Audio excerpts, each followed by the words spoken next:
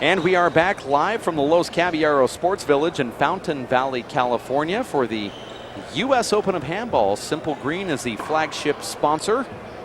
My name is Dave Vincent alongside my partner, Jamie Comstoff. Hello. For this second game after Desi Keegan and Owen Kennedy win game number 1 by the score of 21-7 against the national champions. We saw 2 tiebreakers in our pro singles matches today, and I'm wondering if in this match Walsh and Sherridan can mount a charge here and take this second game and force a tiebreaker. 0-0. I don't see why not. They're going to have to find a way to generate some points against Keegan and Kennedy, and they just didn't find it in the first game. There's no mistakes, there's no errors from Kennedy or Keegan, and I think you're just going to have to expand the strike zone, as they say, and try to play some more offense here if you're going to get going against them. You don't see a lot of doubles teams serving the ball down the middle against Tom Sherridan and Duxie Walsh. Why is that, James? Yeah, well, it makes sense to me. You know, you're trying to find your opponent's weakness, and their weakness is Duxie's left and Tom Sheridan's right. Particularly Tom Sheridan's right. It's the weakest facet of their game, and if you can find it, you should go after it. But it's tough to hit a serve that's going to do that every time.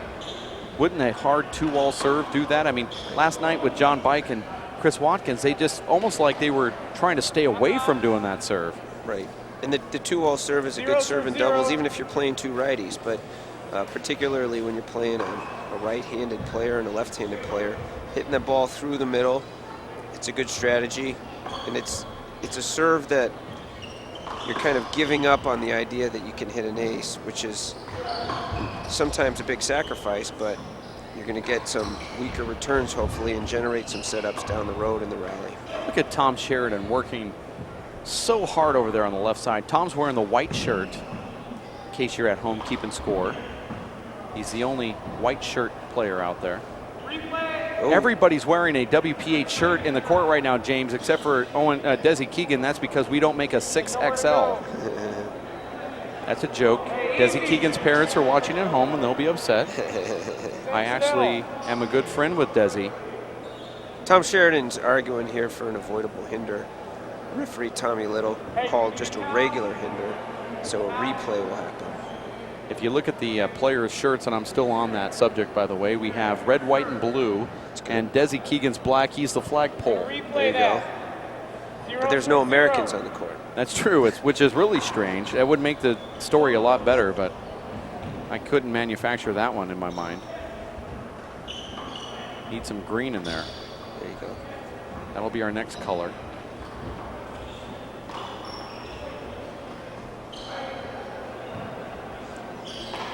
Good shot of Desi Keegan hitting a wrap shot to stay out of trouble. You see Desi on the left here. Totally comfortable playing the left. He's an accomplished singles player as well. And so it's what makes Keegan and Kennedy a strong doubles team, is that they don't have any holes or weaknesses that you can easily attack. Desi's right there at about the top 10. 0 top for 0. 10, 11, 12. Owen's in the top 5, 6. I agree. So you've got some pretty good steady players here, and then you've got Duxie Walsh, who's going to be 45 soon, and his doubles partner Tom Sherridan is 42. But they're the current national champions, and they showed it right there with the first point scored here in game number 2. 1 serve 0. 1 serve 0. Duxie's gone to the power serve down the left. He's hitting a reverse, trying to get it to hug the wall. And Kennedy is not phased at all. You know, earlier I was saying that Tom Sherridan probably had a Wikipedia page that I didn't know about. It is true, he actually does have it. Replay, 1 serve 0. Just look up wikipedia.org and then type in Tom Sherridan. He is actually listed. Look at all the achievements in here. Half out. with another great player that you might remember is Walter O'Connor. I'm sure you played with him. 0. I did. I played against Walter in the qualifiers as a younger man. How old are you now, James? 37? 35 years old. Sorry. It's all right. That was my way of trying to get into your head for the next time we don't play.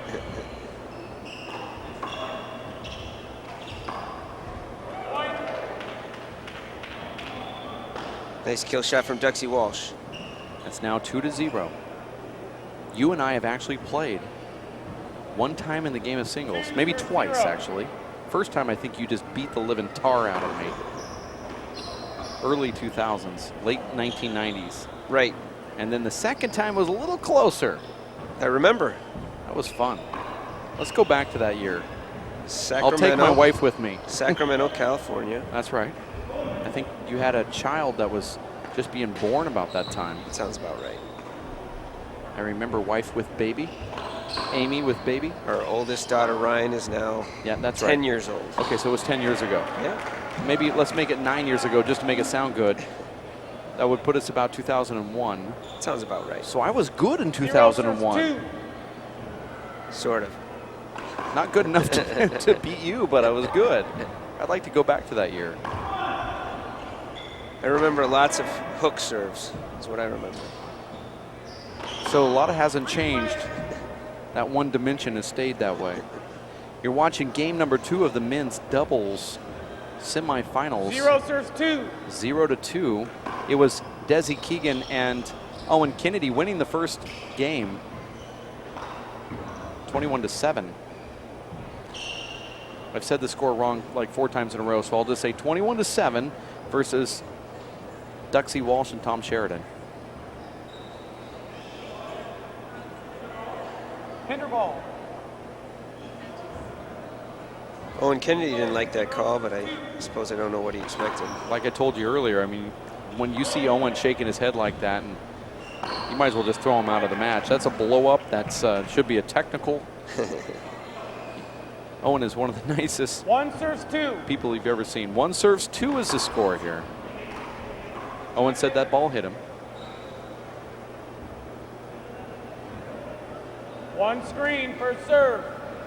Owen Kennedy and Desi Keegan kind of hold a little trivia question here that we'll bring up someday. The new Echelon Red Fireball, the first time anyone ever broke it, was in a warm-up match between Owen Kennedy and Desi Keegan. I believe it. I was not really saying it was Owen who did it, but he was in the court when it happened. I think Desi Keegan probably has the record for most broken balls in the history of him. If he doesn't, he should. The rubber just doesn't match up to his punch fist drive shot. I'm going to call that a point. This 2 is serves 2. game number 2, 2-2. The deuces are wild on the Simple Green scoreboard. They are. I've waited about 30 years to say that.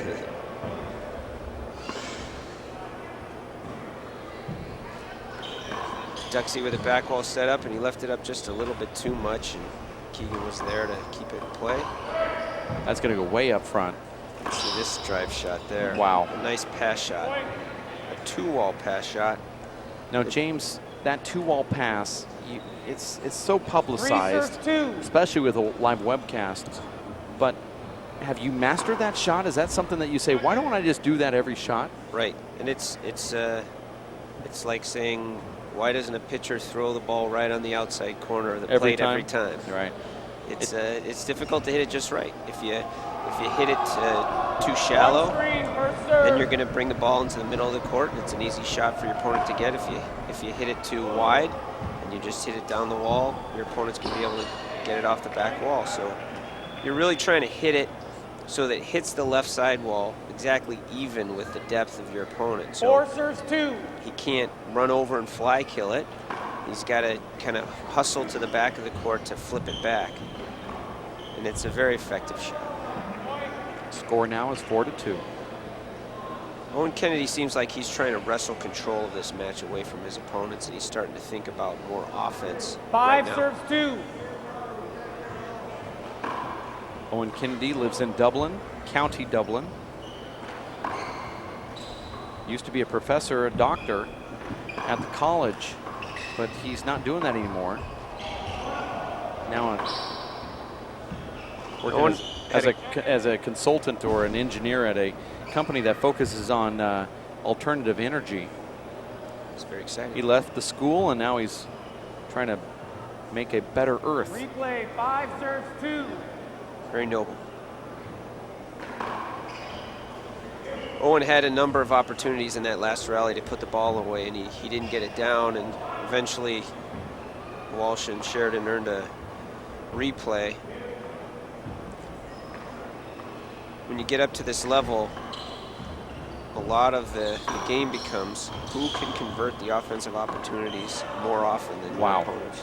That was a nice shot right there from Owen Kennedy. If we can look at the replay there, Owen Kennedy takes his left hand, paddles it up front after that Tom Sherridan drive. When you see the pro players playing, what always strikes me as something that they do exceptionally well is improvise kill shots in the front court. That was a shot that he's not taking a classic swing at the ball. He's just kind of poking at it. And he's got the skill and agility to make the shot anyway. If Team Kennedy wins this point, Tom Sherridan will appeal the serve. But you're not going to see it here. Here's that replay of that Owen Kennedy paddle. That power drive right there from Desi. The punch from Tom Sherridan. Look at that ball, that underhand. Yeah, the ball's kind of coming up on him. He didn't have his body turned the way you'd want to take a classic sidearm drive shot, and so he just kind of punched at it, and he got a good enough look at it so that he could just push it, and it's a kill shot. And it's just as effective as if he lined it up. You see Marco Chavez here in the overflow room getting ready for his big match coming up against Michael Keegan and Robbie McCarthy, and do not rule out an all-Ireland final in the men's pro doubles. McCarthy and Keegan beat Dane Zatkowski and Bill Mihalos last night. Tough to do. Hard-fought tiebreaker. They earned the right to play the defending champions Munoz and Chavez. You're watching the Simple Green U.S. Open of Handball. If you have not purchased your WPH All Access Pass membership, you can do so now and watch these live webcasts over the internet. TheHandballStore.com is where you go for that. TheHandballStore.com. You can watch free live webcasting, videos on demand. This match that you're watching right now will be online, so you can watch it at your convenience on our server. And then you can also get the Dave Chapman instructional video, which is really good for the kids and any age division player. Even the pro players watch it. And I had a couple comments from Alan Garner who said, you know what, he taught me this stuff when I was a kid, but I forgot to use my head a little bit more. And he said he's now watching that video again, even though he's playing him in the finals tomorrow. It's kind of a weird thing. But it happens here in handball. It does. And Garner was, for many years, kind of a student of David Chapman's. And Alan Garner's game has improved tremendously over the last 5 years. He's really emerged as one of the top players in the world, and it'll be interesting to see if he can put everything together. You know, he's the kind of player that shows that he has the tools to be good enough to win a championship, but never really puts a full match together. And for him to beat David Chapman tomorrow, he's going to have to do that. You can watch all of Alan Garner's videos online if you join the WPH, WPHpass.com or thehandballstore.com. Either join or donate to the organization that has a mission statement that is to improve handball through the growth using innovation as a tool. This organization, of course, the WPH wants to start handball programs, junior programs in schools and in college, and to show the newbie how to play the game of handball. But our mission statement is to advance the game of handball, to grow it through innovation. We're also a nonprofit organization online at thehandballstore.com. The United States Handball Association and Handball Magazine have a rich tradition as the national governing body and Bible of the sport. Handball Magazine keeps you up to date on everything in the sport, including pro and amateur tournaments, results, instructionals, profiles, editorials, and so much more. It's the Bible of the sport. And the members get it for free if they join at ushandball.org. Become a member of the United States Handball Association. And if you're thinking to yourself, well, I don't want to belong to, I got AAA, my membership to AAA, I've got my membership to the United States Handball Association. You're trying to get me to become a member of the WPH. We understand that. Just do us a favor and join the United States Handball Association as a paid member as your first priority. ushandball.org. Score here is 2-6. You know, when you talk about the WPH trying to grow the sport, it's a very important thing.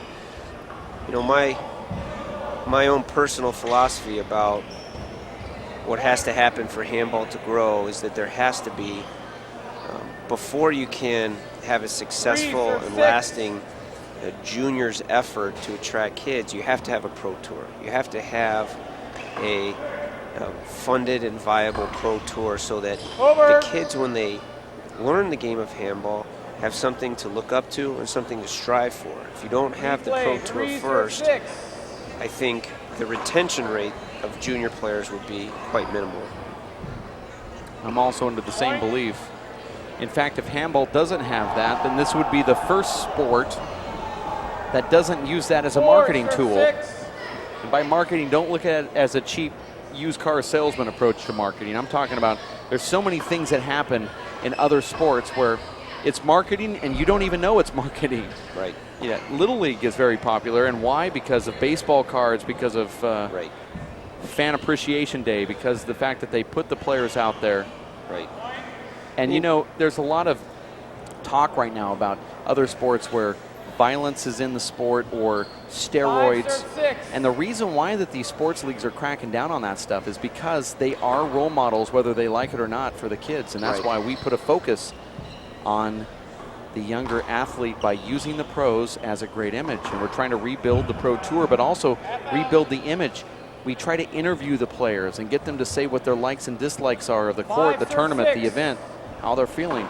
We also like to, you know, we work with them. We talk to the players after their interviews and say, wouldn't it be best to start mentioning your sponsor or to talk about the kid that you're developing back at home? So we're also, as an organization, trying to work on how to make those pros better public speakers and more accessible. And if you haven't been around the Pro Tour, but when we first started doing this in about 2006, the WPH, it wasn't right. And we eventually started working out some of the kinks where we now make the pro players stay at the facility and talk to the local players. And so it's different than it was before.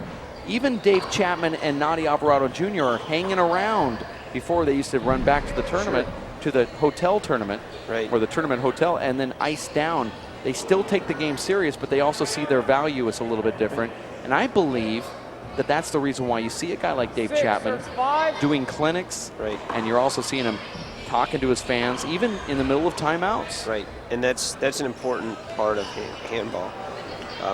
The pro players it's a really nice, good group of guys, and it's important for the sport that they reach out to the fans and develop relationships with them.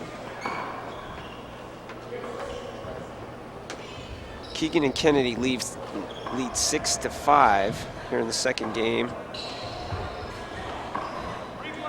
Both teams kind of finding their way through this second game. It looked as though Kennedy was starting to exert some control over the game, but now he's got kind of bogged down here. He got an easy one there off of Duxie Walsh. 7 serves 5.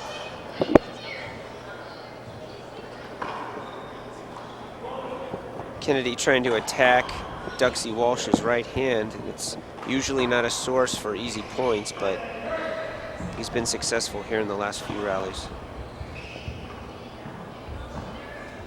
We're now joined by John Bike Jr.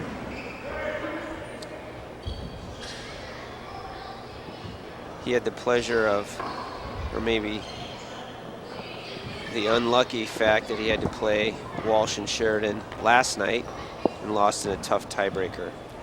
No, I was really excited about that match. Curious about where we stood. Respectable showing. You've had, throughout your career, a number of matches against Duxie, is that right?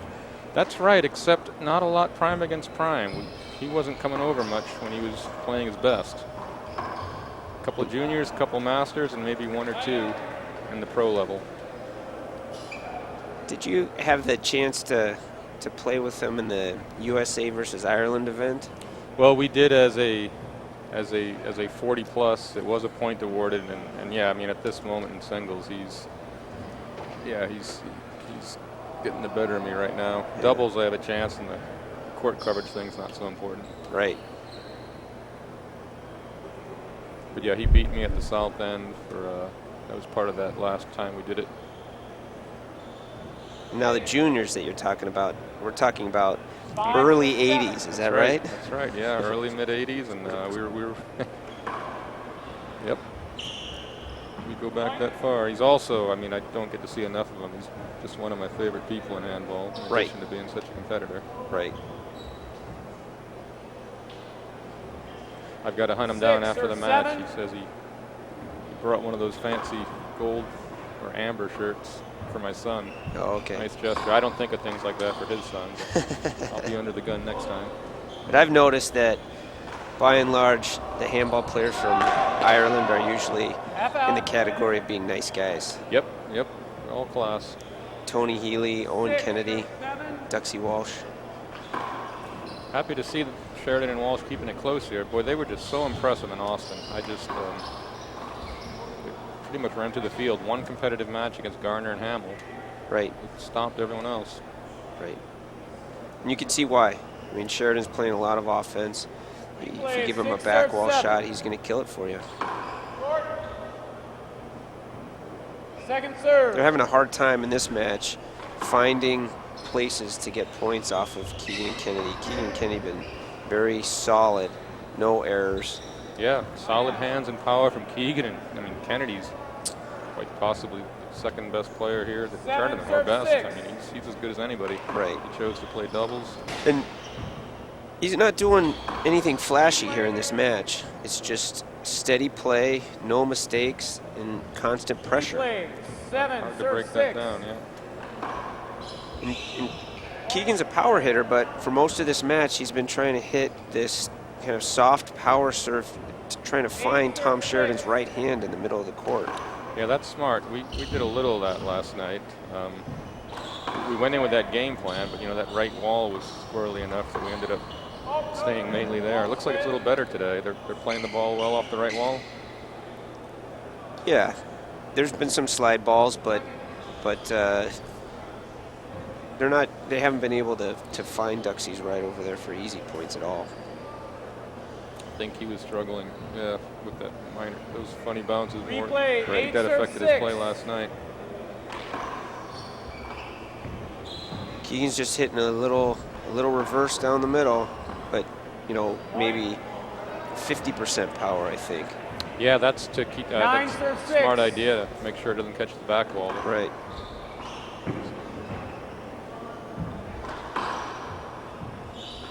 We've seen it a little bit in this match, but Keegan's really one of the top power hitters in the game. Oh yeah, his ball. I'm not on the court than this year, but the first time I was on the court with him ever, I swear it made a different sound than anything I'd ever seen. I played Silvera, and right. It was a bizarre experience the first time I was on the court with him. Well, you were always known as a power hitter in your prime. Do you think you or him hit the ball harder? Well, I'd say that, you know, Tati and I were, by most people's account, even, including the radar gun, within 1 mile of each other. What was the radar? Well, there were gun? two different guns. They were like 5 miles apart the two times we did it. It's not like we were 5 miles stronger. Right. But and I distinctly remember the first time being on the court with Keegan. I can't say that about anybody else. Right. Like the ball just was zipping along. Played him in a qualifier match for the PHA tournament in Seattle on a wet court, and I had a hard time with his power. He really kept me on my heels and kind of chopped me up. Yeah, I could see that. It was. I'm not sure now. Flexibility. He's obviously as strong as ever. Maybe flexibility or all. He's not overpowering these two. But no, and I think it's more strategic than anything. I mean, I think he's correctly letting Owen take control of these rallies and kind of playing a good right side where he's trying to stay out of the way and just be steady. Mm-hmm. Yep.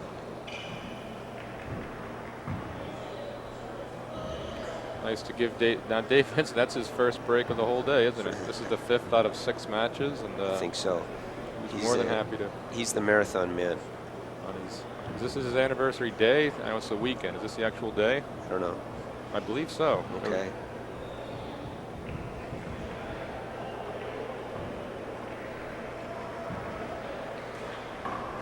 Dave likes to promote the WPH, but doesn't take the time to recognize his own efforts in that process. And he, he's the beginning and the end of that organization. And it's hard to describe how much work that he puts into promoting the game of handball. At no personal gain for himself, and he's really an asset to the sport. Yeah, I mean, he's started out as the main creative force, and he's also the workhorse. I mean, when he's drawing support from other folks, he's the one pulling it all together, no doubt. And I am not inclined to just go off and say nice things about David. There's just no avoiding this. He's really the guy. He's the glue. Right.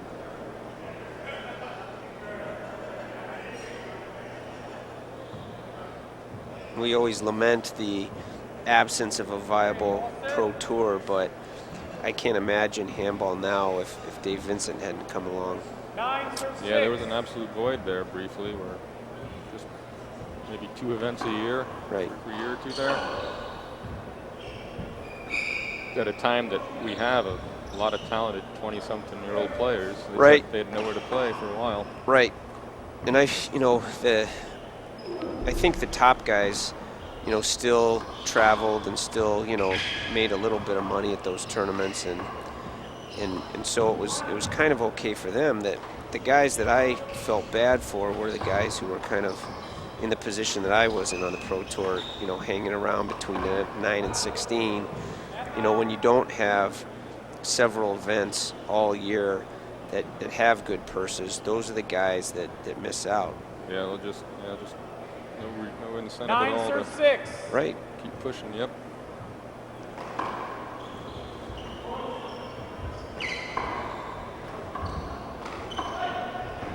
Sheridan seems to be favoring that right leg. Was it that much yesterday too, or? Yeah, no, he was moving very well yesterday. He seems to be off balance in this match. There was a talk that he had hurt his calf 2 weeks ago, and he was wearing that electro stim yesterday, but I couldn't tell how his play was like. Right, you can just see the way he's moving. Yeah, he didn't look like that last night. Kennedy, of course, phenomenal footwork. Right. Still enjoying the training of just coming off his another successful 60x30 season. Right. And he's so athletic. He's quick, a great first step. And there's no holes in his game. There's not a place that you can go to try to generate setups or easy points. You're just going to have to grind it out with him. Yep. There's a cracked serve. 11 serve 6. And if he starts turning on the offense, this thing's going to be over pretty quick.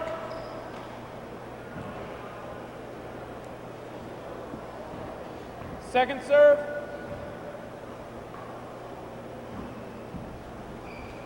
Looks like the walls are holding up pretty good during this match. I think the sun came out. Yeah, it's clearly when you go out there, it's a nice drier air. Not that gloom at all. 6 serves 11. Now, is Duxie, I know he really got locked in on that 2-wall yesterday. Has he had any success with that today? No, and he's hitting more of just a. He's Replay, been 6 focusing on a serves, power 11. serve. He was trying to power serve Kennedy's left without much success, and that's kind of been the story of this match, is that Walsh and Sherridan just haven't found any kind of strategy or game plan against Keegan and Kennedy. That's good stuff. That was a nice shot. You'd think with a larger Keegan on the right that might be a place where you have to go. Just hit rockets at his feet. 7 serves 11. I would go that way also, but he's got the deceptive soft hands. Right. There's a point in the first game where he made a nice re-kill up in the right court front. Set back.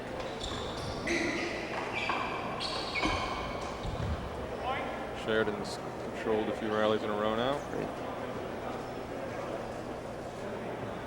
Well, I remember playing him in the 80s, I mean, in our 20s, and he just had the most phenomenal left 8 hand. serves Right. 11. He'd wind up, make that, like my daughter said, that taco tongue. You knew something bad was about to happen. And he's definitely more of a one-handed player than a lot of the pros are now today. That these guys that we see playing singles here at this tournament can do pretty much anything with either hand from any spot in the court. But that wasn't true of the pro players from 20 years ago. 20? Yes, we did. You'd see a lot more guys 11 serves 8. one-handed, favoring their strong hand, walking around their offhand. But today, I think the game has changed where Yeah. anything goes from any spot on the floor. Yeah, I agree with that. Yeah, you look at that current 12 crew. serves 8.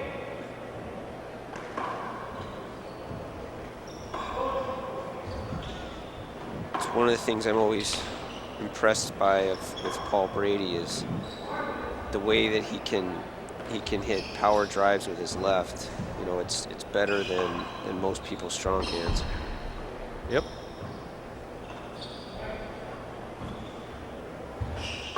Remember when he made his jump, he actually paid his dues over here. He was not like David Chapman who just instantly Right. smoked everyone. He took his lumps early, and I mean, he's even stronger now for it, I'm sure. He had to go through qualifiers. Yeah, and he just wasn't. He was coming over here, and he wasn't. He was a power player, but not powerful yet when he was young. Right. But boy, when he got it together. Right. He came in that 1 year after, just all of a sudden the left was a rocket. Second serve. Right. Just steadily better since even. Right. I'm going to say the first pro stop that he won was up in Milwaukee. That would have been in 2002? 2003. I would say 02 or maybe winter of 02, yeah, around then. 13 serves 8.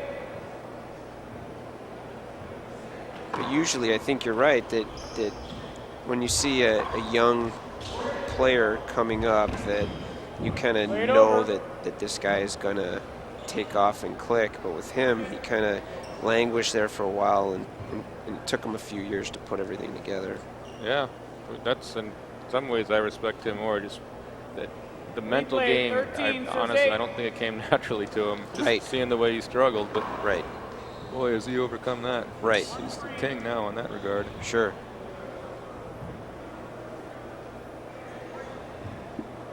First serve, one screen. Dave was talking about nerves during the first game, and that even these experienced players like Kennedy, he said that in the Fireball Classic when Kennedy played Chapman, he admitted after the match that he had some 14 butterflies serves 8. going, and that might have affected him a little bit. But if you ever try to have a conversation with Paul Brady before he plays a match, you understand that he's got that going on too a little bit. Yeah, I think it's a matter of not denying it, embracing it, taking it for what it is. Right.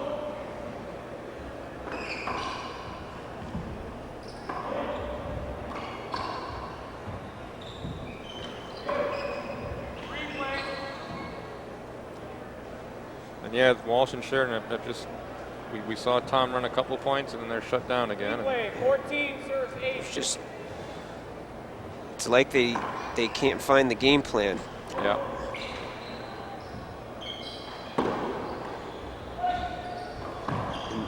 They're reading that. I believe they've been training together a little bit. They're really jumping on each other's shots.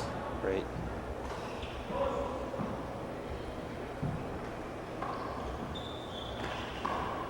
They're doing everything that Kennedy and Keegan are doing, but Kennedy and Keegan are just doing it a little better. Yep. A little fast, a little better court coverage. Yep. Yeah, that short of a nuts hot streak from one of them, they're really up against it right now. Right.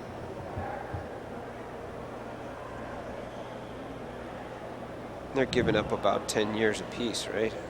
Yeah, 44, 42. Kennedy must be over 30 now. Right. Keegan, I'm not sure. Right. 10 to 15 years. It's taking its toll at this stage of the tournament. Sure didn't bother him in Austin. I mean, they actually looked, they matched also energy and intensity with, but then I think they kind of played 6 singles players in their 3 matches. Right, and I think, you know, just, I didn't see the matches, but just talking with people, it seemed as if they kind of just talked Lenning and Moreno out of that finals match, you know. That they convinced them that it was going to take so much to beat them that they kind of mailed it in at the end. Yeah, I watched a lot of the Garner-Hamill match. I mean, that was a high-quality match. Yeah. One of those that everyone's covering everything and just making the last shots was the key. 15 Right. serves 8.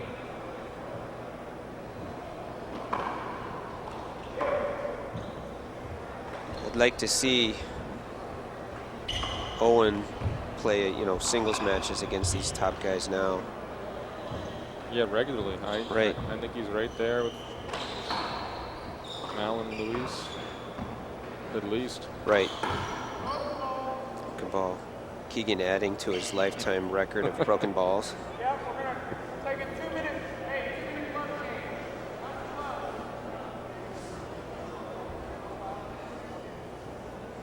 What'd you think of Chris Watkins last night? Not everyone knows about him. They're overplaying him. He played very well, particularly in the first game. He was very offensive, and he finished a lot of the rallies. And you know, in a tight doubles match, that's the whole key. Who can convert that offensive opportunity, and he was doing it in the first game. And he, I think Walsh and Sherridan really kind of wrestled control of that tiebreaker away from you guys, and he ended up struggling in the third game. Yeah, our chance was the second game for sure. They Right. got locked in on serves neither one of us had a good look at. Right. And it was just kind of a tough 2-wall, you know. Came right through the middle, and I thought when he was actually poking at it with his left, you get the best returns. Instead of when he let it come around the walls, he struggled with it off that right wall. And so, you know, I think your best bet was just to have him kind of just punch it with his left and try to get into a rally. They're trying to get us off that talk of last night. There's the present. Nadia Alvarado's daughter, my niece Marissa, and of course Lupe Alvarado Bike, a top 8 finisher in the women's. She played, and how did she do this weekend? You know, she was in a spot where she was a heavy favorite in her first match and prohibitive underdog in the second, and she held the form. But and she was giving away a few years to her opponent in the quarterfinals. Yeah, she still doesn't understand how she lost. But you know, 15 years off, you don't get it all back in a month. Right. But yeah, that's the women are playing at a probably higher level too. I just from what I see of it, right. A lot of two-handed power. And Samantha Egland was very impressive this morning. She lost in a tiebreaker to Megan Mihalos, but she showed power and offense with her left hand from deep court that was kind of rare in women's handball. I think if she gets a little more experience and rounds out her game, she's going to be someone to watch out for in the women's game. Yeah, I caught probably the same part of that match. She played a very impressive second game. I was watching the webcast, getting ready for my own match, and yeah, it's kind of what I was thinking about. I was talking about the level of the women's play. Right.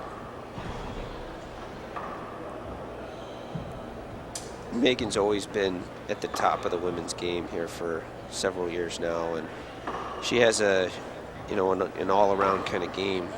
She's got, you know, tons of male players that she plays against in Chicago, and it really prepares her well for these tournaments.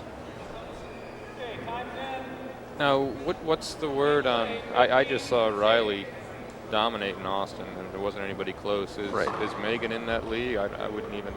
Yeah, I think so. I mean, I think Megan is used to seeing the ball, you know, move at that pace, and so I don't think it's going to be an issue of, you know, just kind of getting blasted. But one of the things about Megan's game is that, you know, she usually plays with the guys and plays with the red ace. And so, yeah. Yep. you know, coming to this event that uses the white ace with the women, it changes the dynamics of it. And I think she just struggles with kind of the bounces around the walls, and so there's a lot of hand airs there that usually wouldn't be. Yeah, it's a big difference. Kennedy with a nice corner kill there. There might very well close them out this inning. Yeah.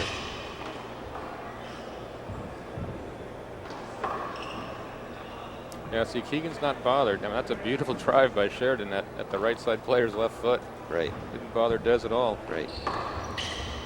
Got one by him. Wow. He kind of fooled Kennedy a little bit on that one. Yeah, I think he crept in for the shot, and he hit just the right height and angle. 8 serve 16. I don't know that I've seen Desi Keegan play right side doubles before, but he looks pretty polished in that role. Yeah, that's what I was thinking. And it's a sign of a great handball player to be able to do something that you haven't done before in your career at a high level. Yep, very comfortable there. Replay 8 serve 16. Dave and I were talking during the first game and trying to figure out, well, if we were going to put together a doubles team today, who would be the best guys to do it? And my thought was that as great of a singles player as Paul Brady is, he's not so great of a doubles player. And that it's Chapman and take your pick with someone on the right that would be the toughest team. A year or two before Chapman came through in singles, I thought he was the best left side doubles player I had faced. Right. I mean, he's just a wizard. Right. Maybe him with Brady on the right, if Brady could. Yeah, and I just think Brady doesn't have the bad break. the I don't know, the wherewithal to play in that role. Yeah. You could probably find somebody to do it better, like maybe Moreno or something. He played a good left. He and his buddy Finnegan. They won the Worlds. Yeah, and they beat Marcos and Vince at one of the few times they've been beaten on this court. Okay. I think it was an 11-10 semi. Okay.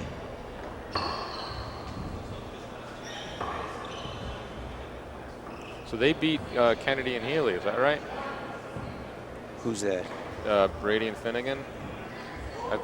I think they did. I'm thinking 06 Worlds. All right. I was thinking of Canadians also. It Yeah. wasn't against them. I don't know. Yeah, I just.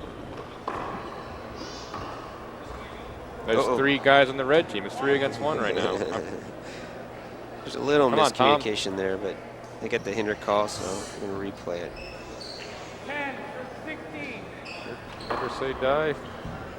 Right. The right angle that time. I like that shot when it's hitting the back wall and Nice. coming off and hitting the left This wall where Kennedy walks around and takes it with his right hand. If you got time to do it, it's a good play. Absolutely, yeah. Chapman and Robles did the most of that Right. over here. Right. 11 serve So 16. they're quietly hanging around here. Trying to make a game of it. That was a severe angle. If the angle gets too tough, you might want to think about just using your left hand. And Kennedy's left so good that he doesn't really have to walk around anything. True. I think one of the benefits of having Keegan, such an accomplished singles player on the right, is that he, if you get stuck, into an odd rally, he can go to any part of the court and hit any shot. Yeah, and outstanding. The hardest thing for a good singles player on the right, at least for me, just being frozen out 4 or 5 shots, and then it's time to execute. And Right. Can you? Right. Other thing Deb is doing very well.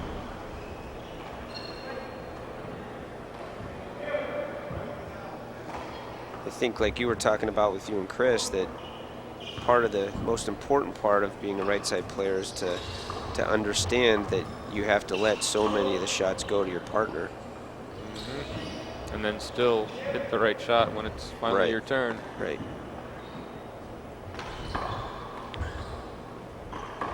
But I think both Desi and Duxie today are doing that very well.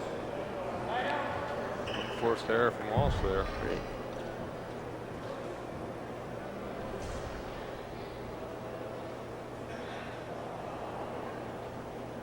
It's really interesting to see an aging team and Walsh and Sherridan have so much success. What have you found to be the most difficult thing about trying to compete at a high level in your 40s? Just the old, letting go of the old expectation. You know, the footwork's not quite what it was, but I still expect similar result. And yeah, I'd say that's it. Just in terms of whether you can get into the proper position to hit that shot that you used to hit every time? When it's coming at pro level pace, I mean, obviously you can't as often, but you still think you should or want to. Right. So you go for something that you probably can't make anymore. Yeah, and just can't understand why you didn't make it. Right. 11.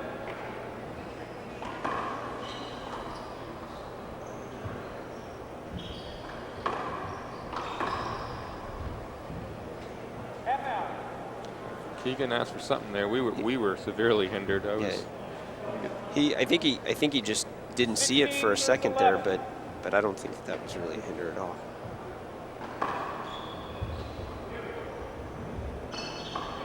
The difficulty for the referee kind of goes up fourfold when you go from singles to doubles. Oh yeah. And Tommy's doing a good job here in this match for sure. He is. People just have to understand how many 50-50 calls there are. They see it in terms of which call they want. Right. Most of this, not seeing many wrong calls at all. Like you probably had 20 50-50 calls last night. And maybe 0 wrong. Right. But so when a player is upset about a particular call, I think the way to decide whether it was a good or a bad call is imagine you made the opposite call, and would the opponent be mad about that? And if the answer is yes, then it's 50-50. Yeah. Most people just don't have that empathy of seeing it through their prism. Right. Myself included on the court. Ooh, did he get that ball? Good no call there by Tommy. It was close to 2 bounces on Sherridan, but it seems like he got it, and everybody's satisfied with it. 11. 2 points away.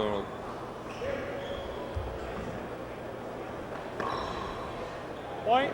Kennedy puts away the kill shot. We got match point coming up.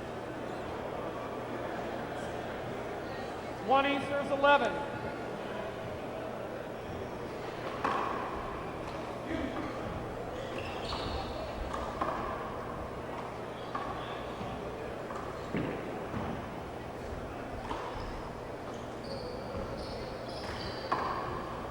There's always a tendency at match point to try to take the shortcut and get a point a cheap way, but when you're playing in a match like this, really you just gotta settle yourself down and understand that you gotta take the right shots and wait for your chance. Yep. That's what they're doing.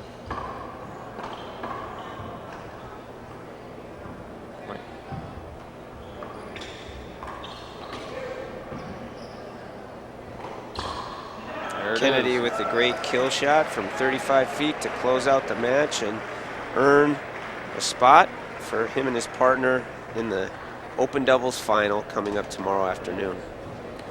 They'll play the winner of the next match, Marcos Chavez, Vince Munoz against Michael Keegan, Robbie McCarthy. That'll be coming up 10-15 minutes from now with their A team, probably David Benson and David Fink back in the charge. Thanks, John. Thank you, James. All right.